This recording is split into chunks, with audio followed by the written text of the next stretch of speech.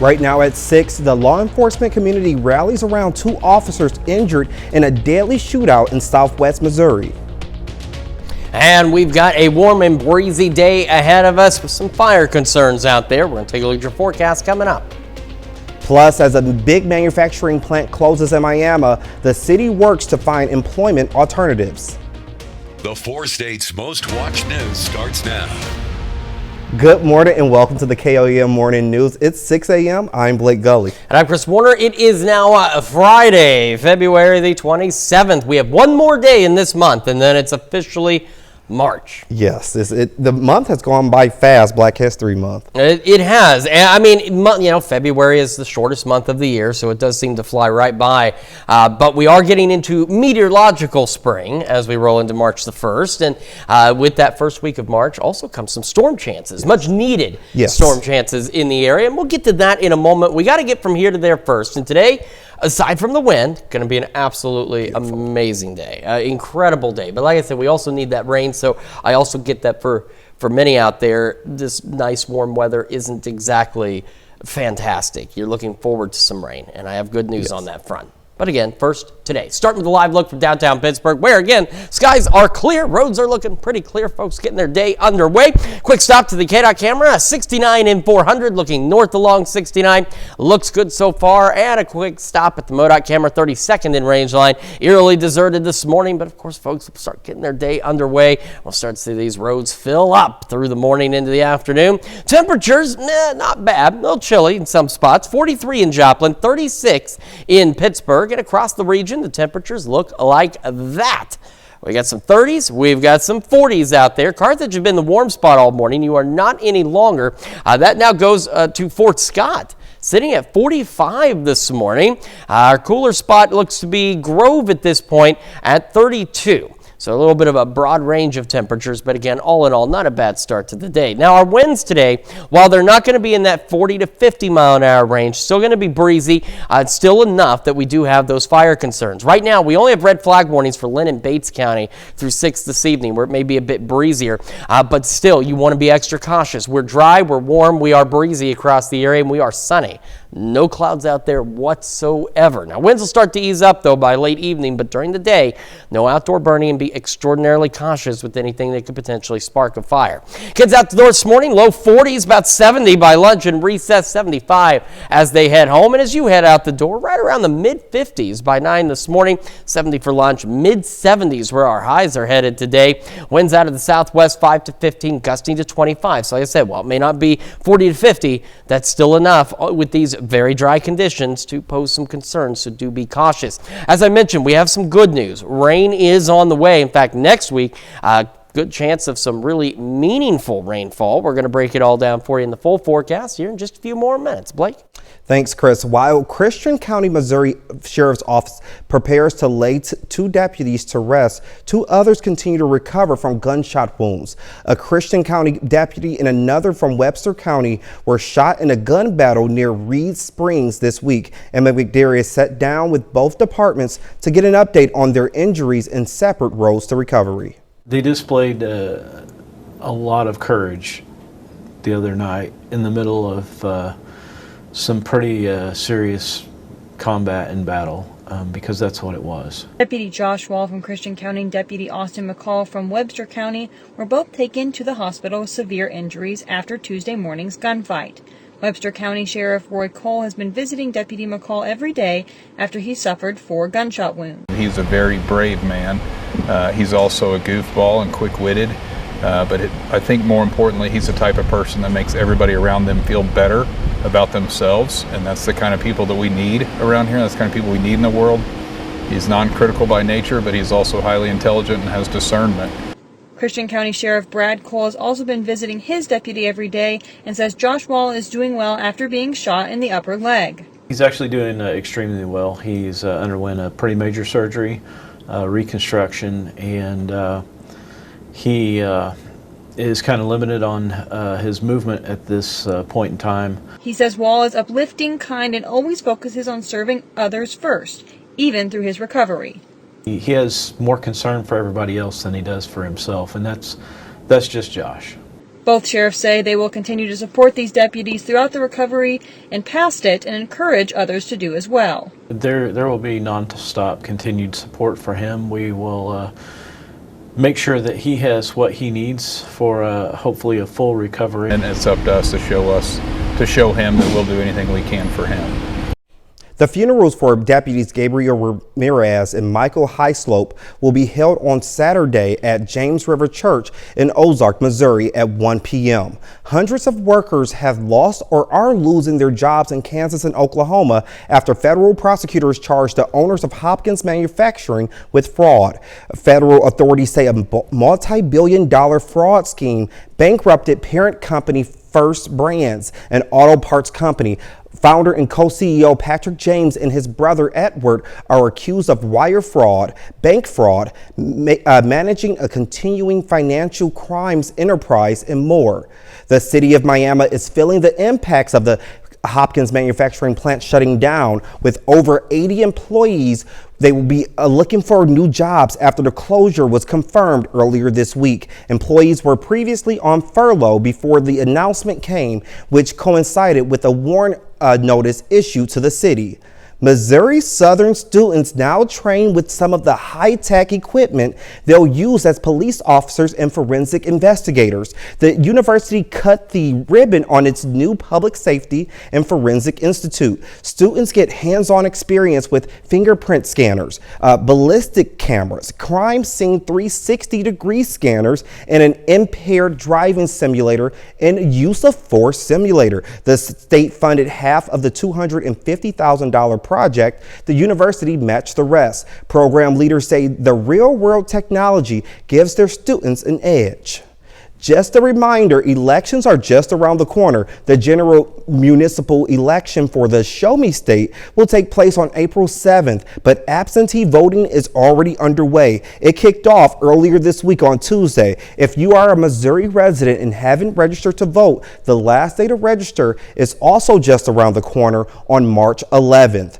Earlier yesterday morning, a stolen trailer was recovered thanks to a coordinated effort between Jasper County deputies and Ornogo police. The owner of the 20-foot trailer was alerted at 5 a.m. by a tracking device that it had been stolen. Officers caught up to the trailer being towed by a vehicle near State Line Road in Barton County, Missouri. The drivers were identified as Ryan Payne of Frontenac, Kansas, and Raymond Weaver of Arcadia, Kansas. The thieves were arrested and transported to the Jasper County Detention Center. The investigation is ongoing. Watch for updates on our website, KOAMnewsnow.com.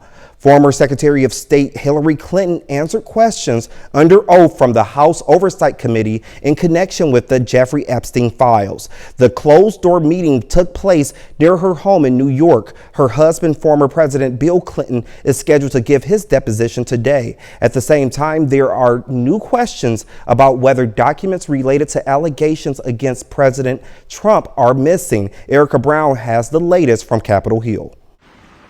A motorcade carrying former Secretary of State Hillary Clinton arrived Thursday morning for her closed-door deposition in Chappaqua, New York, where lawmakers grilled her about convicted sex offender Jeffrey Epstein and his accomplice Ghislaine Maxwell.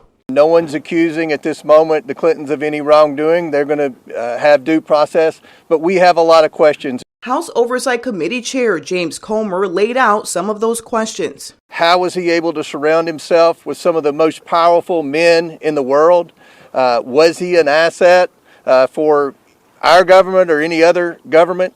In the written opening statement she provided, Clinton said in part, quote, "I had no idea about their criminal activities. I do not recall ever encountering Mr. Epstein." She also accused the committee of trying to distract from President Trump's actions. I hope that Chairman Comer and the Republicans will join us in demanding that the person who actually appears more times in the files than the former president, who we want to speak with, is President Donald Trump. Former President Bill Clinton is expected to testify Friday, and Chairman Comer denied the Clintons' request to conduct the questioning in public, but said he may consider a public hearing at a later time. Comer also said the committee is looking into an NPR report that an Epstein survivor's allegations accusing Trump of sexual misconduct are missing from the Justice Department's document release. We want to understand right now where the missing FBI files are. Both President Trump and former President Clinton deny any criminal wrongdoing and have not been charged in connection with the late disgraced financier. Erica Brown, CBS News, Capitol Hill. Former Secretary Clinton's deposition was paused for a while yesterday after a photo of the proceeding leaked online, which goes against committee rules. That's a look at this morning's top stories and weather coming up on KOEM Morning News. In tracking showers and storm chances in the 4 states, Chris has a look at your forecast. You are watching the KOEM Morning News. We'll be right back. Authorities are investigating yesterday's deadly shootout involving a U.S. registered boat off the coast of Cuba. As Christian Benavides reports, all 10 men on board the vessel had been living in the U.S. Amid rising tensions between the U.S. and Cuba, new details are emerging following a deadly gunfight on a boat off the Caribbean nation's coast. A White House official confirmed to CBS News that a number of U.S. citizens and legal residents were on the vessel, including an American who died and another injured. We're going to find out exactly what happened here, and then we'll respond accordingly. A sheriff's report obtained by CBS News says the boat in question, a 24-foot Proline motorboat, was reportedly stolen on Wednesday. The owner told law enforcement he knew one of the men on board, who is believed to have taken it. According to Cuba's Ministry of the Interior, the Florida-registered boat was a nautical mile northeast of the El Pino Canal in Cayo Falcones when the Cuban border guard approached it for identification. It is highly unusual to see shootouts in open sea like that. Cuban officials claim there were 10 armed men on board and that they opened fire first, injuring a Cuban commander. Cuba says its border guard returned fire, killing 4 men and injuring 6 others. They claim the men intended to carry out an infiltration for terrorist purposes, adding that the country has a right to defend itself. The original story was that they were transporting, it was human, smuggling, and now that they're terrorists. So again, they're changing their story. We need to get to the bottom of it. Cuban officials say assault rifles, homemade explosive devices, and bulletproof vests were seized. A U.S. official confirmed on Thursday that some of those who were on the boat have criminal records. Christian Benavides, CBS News, Miami. At least one U.S. citizen is said to be in Cuban custody. Cuban officials released the names of all 10 men on board. Still to come, Ev Campbell returns as Sidney Prescott in Scream 7 as the horror franchise brings back Scream Queens and Ghostface to theaters. Plus, tracking showers and storm chances in the 4 states. Chris has a look at your forecast. Movie watchers are gearing up for a weekend of drama and horror. In today's Eye on Entertainment report, Gwen Baumgartner has more on with the cast of Scream 7 and In the Blink of an Eye. No blood-curdling screams, just Scream Queens in Los Angeles as the cast and crew of Scream 7 walk the black carpet ahead of the movie's premiere. It is scary, and it is gory. It's a horror movie. It does a really good job balancing it being fun while still being scary. The horror franchise brings the return of star Neve Campbell, reprising her role of Sidney Prescott. Oh, I'm not hiding, Sidney. Roger Jackson has been the voice behind the mask since the original Scream. Do you get tired of people asking you, can you repeat this line? I love that line. Never. I am so glad that it lives within people somehow and that they have an interest. Scream 7 is in theaters now. Also available today, sci-fi drama In the Blink of an Eye. The film explores human existence through a series of interconnected stories stretching over thousands of years. Actress Rashida Jones says the film has important takeaways. She stars as Claire, an anthropologist. Whatever your circumstances are, it's kind of about loving your life, and loving the people in it. In the Blink of an Eye is available now on Hulu and Hulu on Disney+. And this Sunday, the series premiere of Marshals, a familiar face with a new mission as Yellowstone's Casey Dutton joins the U.S. Marshal Service. Watch Marshals this Sunday on CBS and Paramount+. That's your Eye on Entertainment. Gwen Baumgartner, CBS News, Los Angeles. And now to Chris with a quick look at your forecast. Yeah, again, we've got a pretty warm and breezy day out there. Here's what you need to know. Our temperatures remaining above average, could reach record highs, and our winds picking up a bit today and tomorrow. Got some shower and thunderstorm chances Sunday into early Monday, and we will be a little closer to normal to start next week. Another warm up on the way after that. Break down details for you and talk about those windy and dry conditions when we come back. Here's your Skywatch weather forecast from the trusted Roper Kia Weather Center. Welcome back to the KOAM Morning News, 622 now on this Friday morning. Starting with this again, Lynn, Bates County, red flag warnings through 6 this evening. And they only go through 6 because across the region, winds will start easing up by late evening.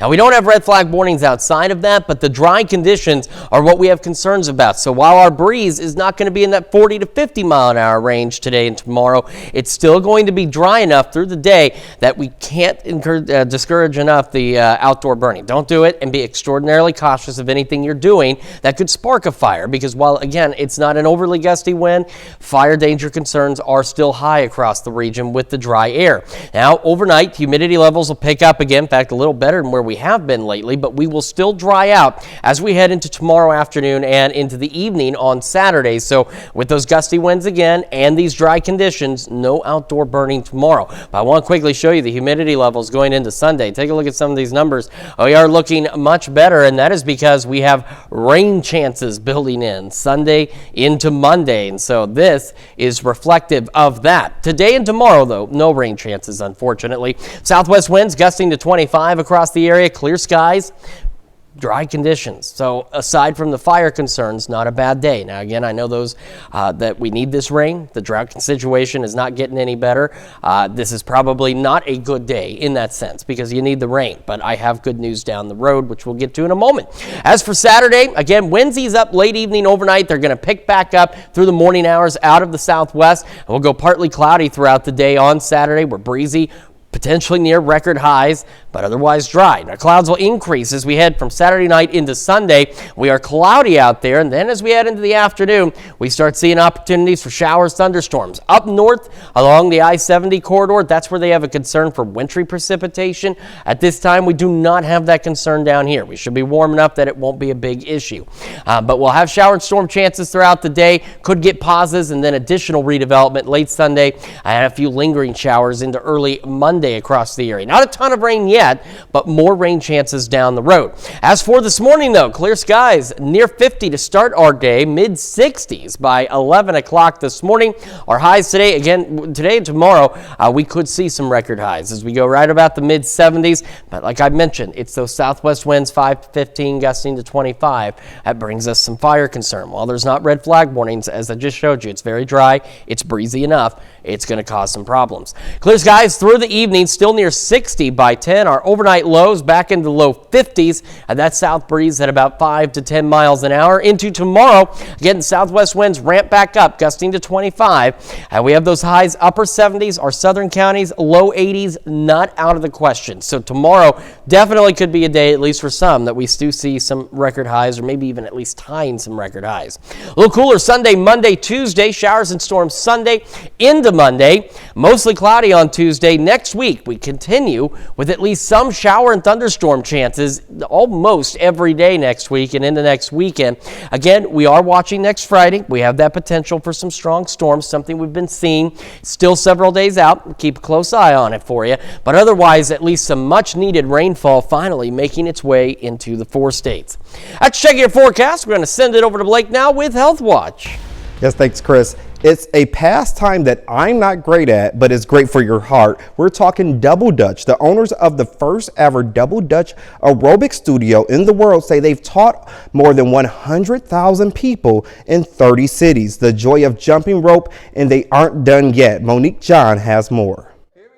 All right, feet apart. We're going to start with a stretch. Michelle Clark has loved Double Dutch since the age of 4. I had the idea when he was my boyfriend to start a class for Double Dutch because I love workout classes. Best idea I've ever heard in my life. Double Dutch is a competitive sport, jumping between 2 ropes turning in opposite directions. The Clarks say their business started small, teaching classes in 2012 in New York. They went full-time after moving to Georgia and opened this studio in Northwest Atlanta.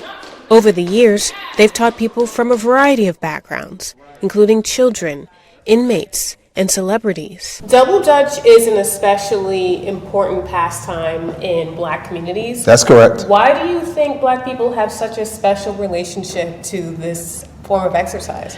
Because it's cultural. It's just what we did. And it didn't take anything. It didn't take anything at all. And then we were just talking about this morning, you know, whatever was going on in your household, stayed in your household, because when you came outside, that's it. You had a chance to feel good and have a good time and let go of all the things that are happening in your life. Jumpers say they've found community. We embrace each other. We talk after class and just sit through and converse. I've developed so many friendships meeting people through Double Dutch. The Clarks want to make Double Dutch accessible and as respected as other forms of fitness, like yoga and spin. They also want to make it more competitive while helping adults feel like a kid again. When you have that guttural laugh, when you do a pop-up, or when you jump in with your partner, or when you finally got that trick that you've been trying to get, that's a joy that comes with this sport. The childhood joy of a beloved sport. Monique John, CBS News. And that's a look at some of today's top health stories. We'll be right back. Right now at 6:30, Boone County firefighters come to the rescue when a horse owner discovers his two animals trapped in a muddy situation. And we've got clear skies out there, warm, breezy today. Next couple of days, potential for record highs. A look at your forecast coming up. Plus, Neosho FFA students serve up gratitude along with breakfast to thank local supporters and donors during National FFA Week. The 4 states' most watched news starts now.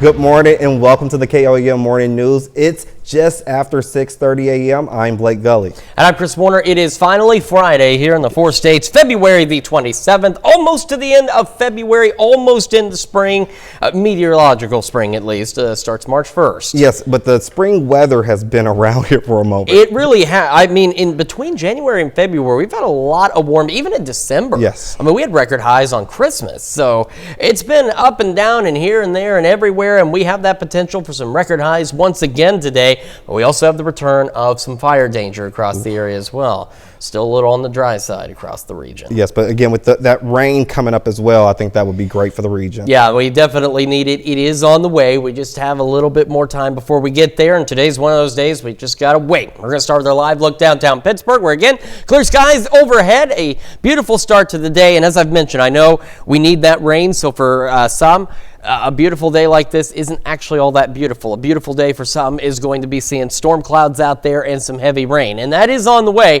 just not quite yet. KDOT camera 69-400 looking north. Looks good so far this morning. And we'll take a quick stop over to the MoDOT camera 32nd and range line in Joplin looking back to the south. And again, starting to see a few more cars out there. Our last couple of checks, it's been pretty quiet. We're getting our day underway now. We're sitting at 43 in Joplin, 36 in Pittsburgh, and across the region, that's really where temperatures have been holding out, is into the 30s and some 40s. We've got some 43s, but Fort Scott still the warm spot at 46 this morning. And our cooler spots are those 32s. That'd be Parsons, Grove, and Jay, as well as Anderson this morning. So I'm right around freezing. As we head into the afternoon, though, don't worry about freezing. It's going to be warm. It's going to be dry. It is going to be breezy. It is going to be sunny. No clouds out here on the future track. The good news is by late evening, the winds will ease up. But between here and there, those gusts are still enough. We cannot tell you enough. No outdoor burning, and be cautious of anything you're doing that could spark a fire because that is going to be an issue. Even with the winds not being in that 40 to 50 mile an hour range, still won't take much to spread with these very dry conditions. Kids out the door this morning into the low 40s, about 70 by lunch and recess, 75 as they head home. Mid 50s by 9, 70 by noon. Highs today mid upper 70s. Southwest winds, and I'm talking about 5 to 15, gusting to 25. And I know that's not like where it has been, but that's still enough with these very dry conditions to pose problems when bring up those elevated fire concerns. Now, as mentioned, it is eventually going to rain, and we have more rain chances next week. We're going to look at all that in the full forecast in just a few more minutes. Blake? Thanks, Chris. Firefighters in Boone County, Missouri helped rescue 2 horses that were stuck in a mud hole. It's unknown how long the horses were stuck, but fire officials say their owner discovered them when he checked on them earlier in the day. More than 24 firefighters responded to the scene. It took them more than 2 hours to pull them out. This stuff here was like soup, so it was very, very soppy and all that. So the biggest thing is trying to get, when you got 2 in there and trying to get them separated, they wouldn't be together. And then at the point is that they just decided that they wanted to, they got tired. So. Both horses were able to stand on their own power, although it took them a little more time to do so. Neosho FFA students served up gratitude along with breakfast. The chapter hosted its annual Businessmen's Breakfast during National FFA Week to serve up local supporters and donors. Chapter members cooked, served food, and visited with guests who have contributed to the program throughout the year. Mainly support them, maybe have them come back in future to support our chapter again. Like if we show our appreciation to them, they're more likely to come back and give us more appreciation in the future.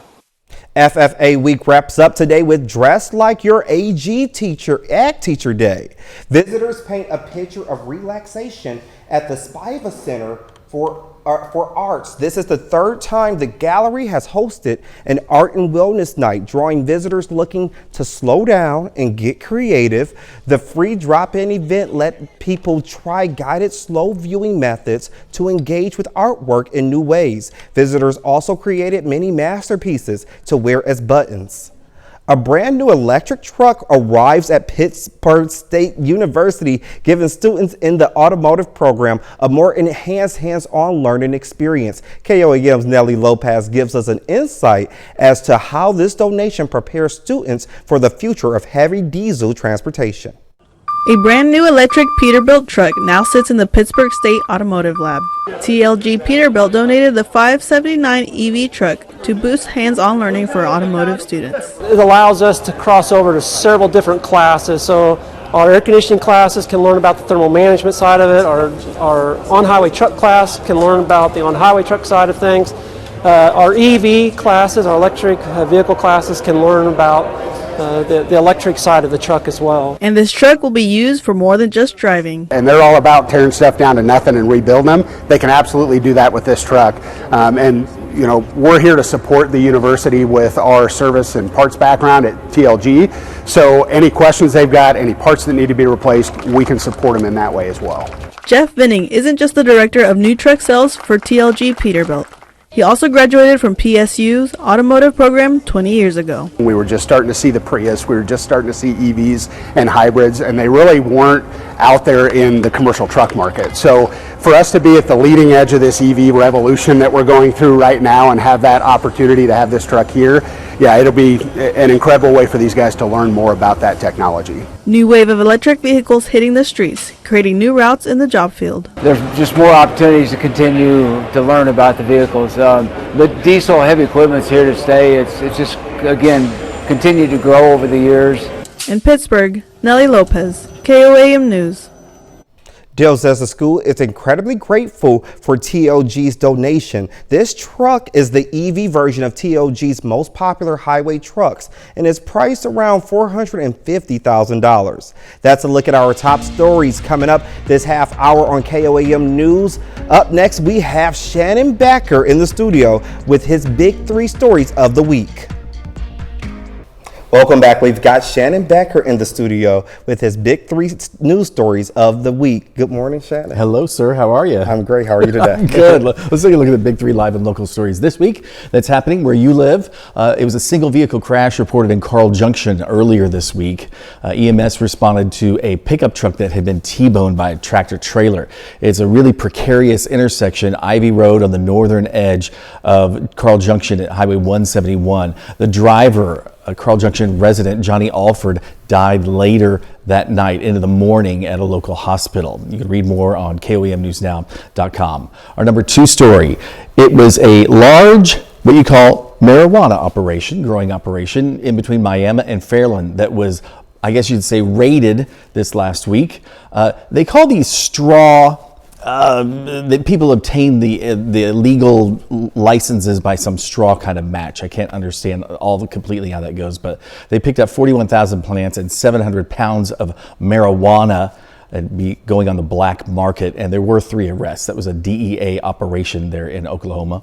Our number 1 story, a tragedy in Christian County began as a traffic stop where a deputy was shot and killed, and then it lasted into an 8-hour manhunt that ended in gunfire in the woods near Reed Springs. There's the suspect there, and they were looking for that pickup truck, which they found pretty quickly, but then he had fled into the woods.